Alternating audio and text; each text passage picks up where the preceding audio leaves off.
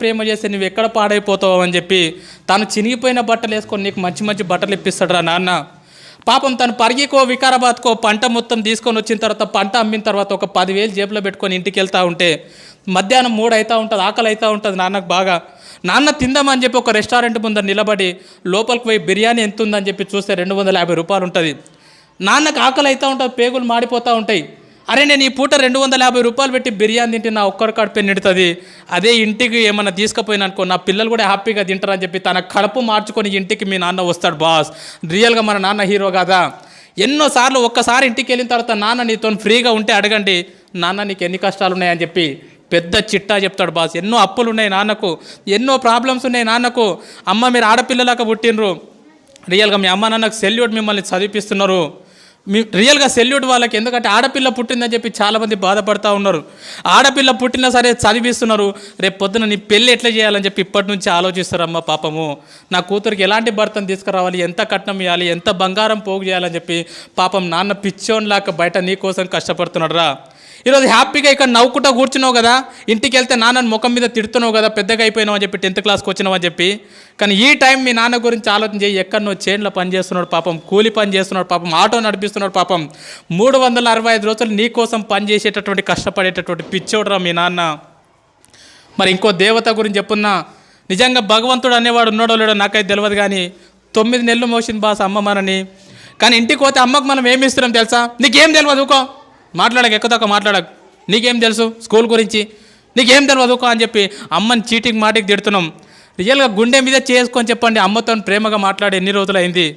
చాలామంది పిల్లల్ని చూస్తూ ఉంటా నేను, వాళ్ళ అమ్మ నాన్న చనిపోయినప్పుడు ఎవరి జీవితం ఇది జరగొద్దా నేను అనుకుంటున్నా, కానీ ఖచ్చితంగా ఏదో ఒక రోజు మన అమ్మ మన నాన్న మనల్ని వదిలేసి వెళ్ళిపోతారా. ఎందుకంటే పెద్దగా అవుతూ ఉంటారు, వయసు ఎక్కువ అవుతూ ఉంటుంది కాబట్టి ఏదో ఒక రోజు మన అమ్మ మన నాన్న మనల్ని వదిలేసి వెళ్ళిపోతారు.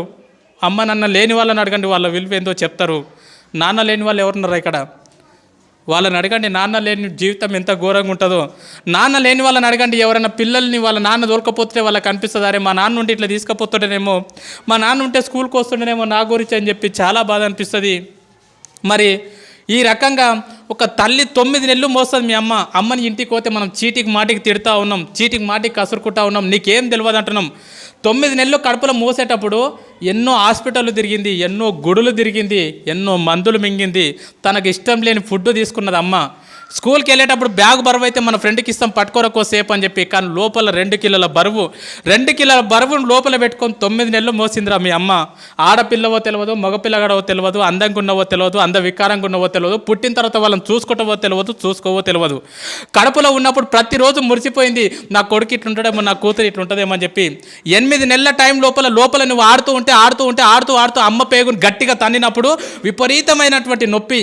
లేచి ఒక్కసారి కన్నీళ్ళు దూడ్చుకొని పక్కకు నాన్న ఉంటే నాన్న నిద్రలకెళ్ళి లేపి లోపల బాబా ఆడుకుంటున్నారు తెలుసా, లోపల పాప ఆడుకుంటుంది తెలుసా అని చెప్పి మురిసిపోయిందిరా మీ అమ్మ.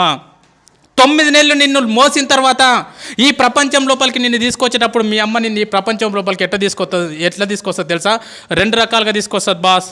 ఒకటి caesarean delivery, 2 normal delivery. Caesarean delivery అంటే ఏందో తెలుసా బాస్? రియల్గా నా జీవితంలో నేను డిగ్రీలో ఉన్నప్పుడు నాకు అపెండిక్స్ ఆపరేషన్ అయింది. 3 కుట్లు పడితే 3 నెలలు ఇబ్బంది పడ్డా నేను, 3 కుట్లకు 3 నెలలు ఇబ్బంది పడ్డా. సిజేరియన్ డెలివరీ అంటే తల్లి తన కడుపును మొత్తం కోయించుకొని నిన్ను ఈ ప్రపంచం లోపలికి తీసుకొస్తుందిరా. డాక్టర్ అంటాడు, అమ్మ నీ కడుపు మొత్తం కోసి బిడ్డను బయటికి తీయాలంటే ఇప్పటి వరకు ఏ తల్లి కూడా నాకేం కావద్దు అని చెప్పి ఏ తల్లి చెప్పలే. డాక్టర్ ఏమైనా పర్లేదు, కడుపులో ఉన్న బిడ్డకి ఏం కావద్దు డాక్టర్ అని చెప్పినటువంటి గొప్ప దేవతరా మీ అమ్మ. ఆ రకంగా నీకు సిజేరియన్ డెలివరీ ద్వారా నీకు జన్మనిచ్చింది మీ అమ్మ. సిజేరియన్ డెలివరీ కాకుండా నార్మల్ డెలివరీ, మ్యాక్సిమం మీ తల్లులు నీకు ఎక్కువ నార్మల్ డెలివరీ ఇచ్చింటారు. నార్మల్ డెలివరీ అంటే ఏం తెలుసా? ఒక్కసారి ప్లీజ్ అందరు ఇట్లా గిల్లుకోండి, ఒక్కసారి ప్లీజ్ గిల్లుకోండి అందరు, ఒకసారి కంపల్సరీ గిల్లుకోవాలి అందరు. గిల్లుకున్నారా? ఇప్పుడు గిల్లుకుంటే మీకు ఒక నొప్పి వచ్చింది కదా, పెయిన్. ఆ పెయిన్ని దేంట్లో కొలుస్తారంటే డెల్స్లో కొలుస్తారు. ఇప్పుడు నీకు అయినటువంటి పెయిన్ ఎంత అంటే 0.01 డెల్. 0.01 డెల్కి అబ్బా అంటున్నావు. నేను వచ్చి నీకు గట్టిగా తొడపాశం పెడితే అది ఎంత ఉంటుంది అంటే 0.1 డెల్ ఉంటుంది. 0.1 డెల్కే తల్లడిల్లిపోతున్నావు అబ్బా అంటున్నావు. కానీ 9 నెలలు నిన్ను మోసి నిన్ను ఈ ప్రపంచం లోపలికి తీసుకొచ్చేటప్పుడు మీ అమ్మ ఎంత నొప్పి భరిస్తుంది తెలుసా బాస్? 57 డేల్స్ నొప్పిని భరిస్తుందిరా. 57 డేల్స్ నొప్పిని భరిస్తుంది బాస్. 57 డేల్స్ నొప్పి అంటే ఎంతో నీకు అర్థం కాదు. 20 సుత్తెలు తీసుకొని ఒక్కసారి వెన్నెముక మీద ధన ధన ధన కొడితే ఎంత నొప్పి, అంత నొప్పిని భరించింది అమ్మ. 20 తేళ్ళు శరీరం మీద మొత్తం కొడితే ఎంత నొప్పి, అంత నొప్పిని భరించింది మీ అమ్మని నీ ప్రపంచం లోపలికి తీసుకొచ్చేటప్పుడు. ఒక కాయన్ని తీసుకెళ్ళి ట్రైన్ పట్టాల మీద పెడితే ఎంత విస్తరిస్తుందో అంత నొప్పిని భరించింది అమ్మ. అంత నొప్పిని భరించి 9 నెలల తర్వాత అరుపుల మధ్యలో, కేకల మధ్యలో మొత్తం నేలకేసి కొట్టుకున్నది, గింజుకున్నది, గొంతు పోయేటట్లు అరిచింది. లేబర్ రూమ్లో జన్మనిచ్చింది బాస్. నువ్వు బయటికి వచ్చిన తర్వాత నువ్వు రక్తపు మడుగులో ఉంటే డాక్టర్ నిన్ను బ్లౌజులతో పట్టుకుంటే అమ్మ మాత్రం నిన్ను డైరెక్ట్ తీసుకొని పాపం ముద్దాడిందిరా. రక్తం మధ్యలో ఉన్నటువంటి నిన్ను తీసుకొని మల్లె పువ్వులాక చేసి పెంచి పెద్ద చేసింది బాస్. తను నిన్ను పెద్దగా చేస్తుంటే ఎన్నోసార్లు తను పక్కకు తను తింటుంటే ఎన్నోసార్లు మూత్రం చేసినావు, ఎన్నోసార్లు బాత్రూమ్ చేసినావు. ఒక్కరోజు కూడా విసుక్కోకుండా తను తినేది పక్కకు పెట్టి అల్లారు ముద్దుగా పెంచి పెద్ద చేసిందిరా అమ్మ నిన్ను.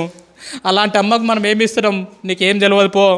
సపోర్ట్ చేయకుండా ఉండు. నువ్వు ఎక్కువ తక్కువ మాట్లాడకు. నువ్వు నీ బెస్ట్ ఫ్రెండ్ని ఒక మాటను వాడు రేపటి నుంచి నీతో మాట్లాడతాడు. మన బెస్ట్ ఫ్రెండ్ని ఒక మాట అంటే వాడు రేపటి నుంచి మనతో మాట్లాడాడు. మరి అమ్మని రోజు అన్ని మాటలు అంటున్నా కూడా ఎట్లా భరిస్తుంది ఒకసారి ఆలోచన చేయండి.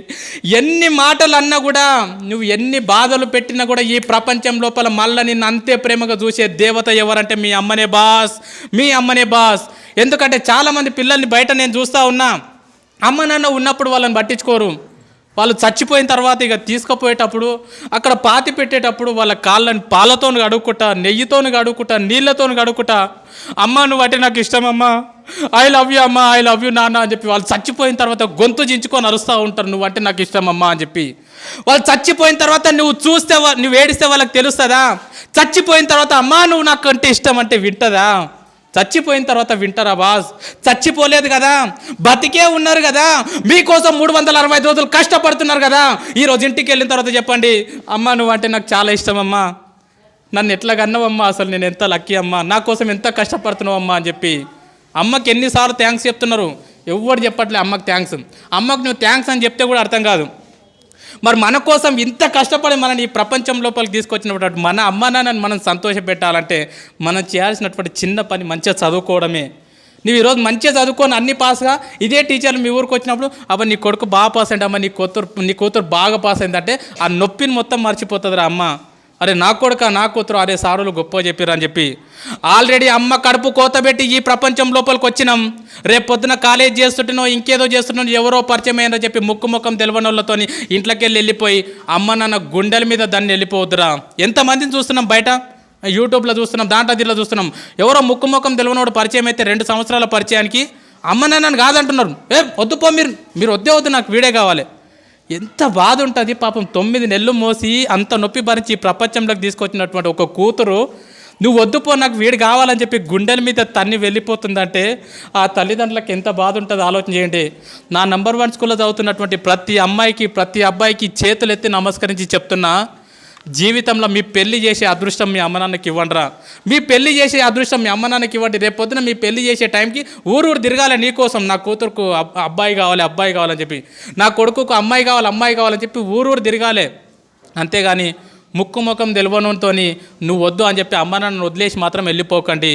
అమ్మ నన్ను వదిలేసి వెళ్ళిపోయినాం అనుకో బాస్, వేస్ట్. నన్ను అడిగితే చాలా వేస్ట్. ఎంతోమంది చేస్తూ ఉన్నారు బయట, వాళ్ళకి తెలియదు ఇంపార్టెన్స్. సరే ఈ ఎగ్జామ్లో బాగా కష్టపడతాం, చదువుకుంటాం, ఇంట్రెస్ట్ పెట్టి ఈ ఫైర్ నీకు అర్థమైంది. ఇన్ కేస్ నువ్వు ఎంత కష్టపడి చదువుకున్నా రేపు పొద్దున యాన్యువల్ ఎగ్జామ్ అప్పుడు నీ హెల్త్ బాగాలేకనో సంథింగ్ ఏదో ఫెయిల్ అవుతావు. ఒక్కొక్కసారి ఫెయిల్ అవుతాం. ఫెయిల్ అయితే వేస్టా? కాదు. మరి మా 10 పాయింట్స్ తెచ్చుకోమన్నాక తెచ్చుకోండి, మ్యాక్సిమం ప్రయత్నం చేయండి. అనుకోకుండా కనుక ఫెయిల్ అయినారనుకో, దయచేసి చెప్తున్నా, మన లైఫ్లో సూసైడ్ అనే మాట ఉండొద్దు. సూసైడ్ చేసుకోవద్దు. ఎందుకంటే మనం చచ్చిపోయినాం అనుకో బాస్, నువ్వు ఫెయిల్ అయినావు అని చెప్పి సూసైడ్ చేసుకుంటే ఈ స్కూల్కి నీకంటే మంచి స్టూడెంట్ వస్తాడు, నీ ఫ్రెండ్కి మంచి ఫ్రెండ్ దొరుకుతాడు, కానీ మీ అమ్మ నాన్నకు మళ్ళీ ఇలాంటి కూతురు ఇలాంటి కొడుకు దొరకడరా.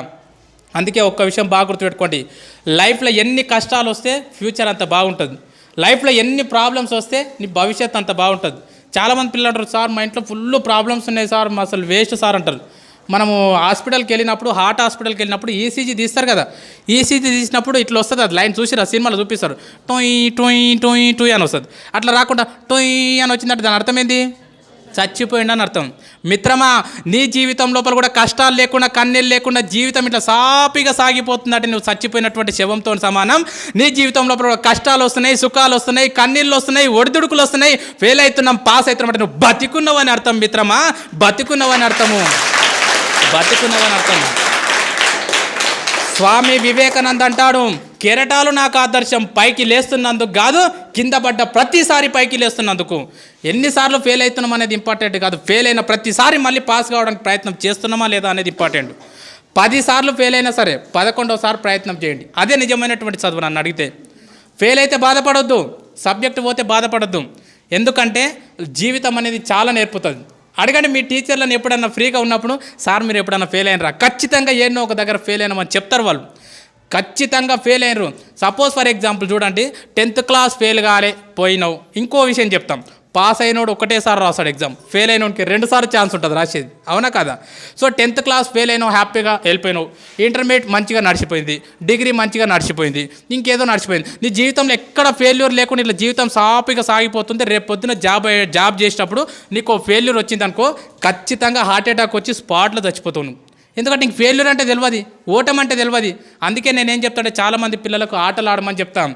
ఆటలు ఆడడం అనేది ప్రైవేట్ స్కూల్లో ఏడుంటుంది మిత్రమా, ఇలాంటి గవర్నమెంట్ స్కూళ్ళలో మాత్రం ఉంటుంది. ఏ స్కూల్కు గ్రౌండ్ ఉన్నా చూడండి, ఏ స్కూల్కు గ్రౌండ్ లేకుంటుంది. ఆటలు ఆడితే ఏమవుతుందంటే, మనం కబడ్డీ ఆడినాం అనుకో, ఓడిపోతే ఏమంటాం, అరే మళ్ళీ ఆడదాంరా, మళ్ళీ ఆడదామారా, ఓయ్ మళ్ళీ ఆడదామా, ఎంత స్పిరిట్ ఉంటుంది తెలుసా. క్రికెట్ ఓడిపోయినాం అనుకో, అరే రేపు మళ్ళీ బెట్టు కట్టుకుందాంరా, ఎన్నిసార్లు ఓడిపోయినా మళ్ళీ ఏమంటున్నావు, అరే ఇంకోసారి ఆడదాంరా అంటున్నావు. ఆటలు నీ జీవితానికి అవి నేర్పుతాయి. ఎన్నిసార్లు ఫెయిల్ అయినా సరే మిత్రమా, బాధపడకు, కన్నీళ్లు పెట్టుకోకు, మళ్ళీ లేచి ప్రయత్నం కొనసాగించు. నా దృష్టిలో ఫెయిల్ అయితే ఫెయిల్ అయినట్లు కాదు, ఫెయిల్ అయిన తర్వాత పాస్ కావడానికి ప్రయత్నం చేయకపోతే నువ్వు ఫెయిల్ అయినట్లు.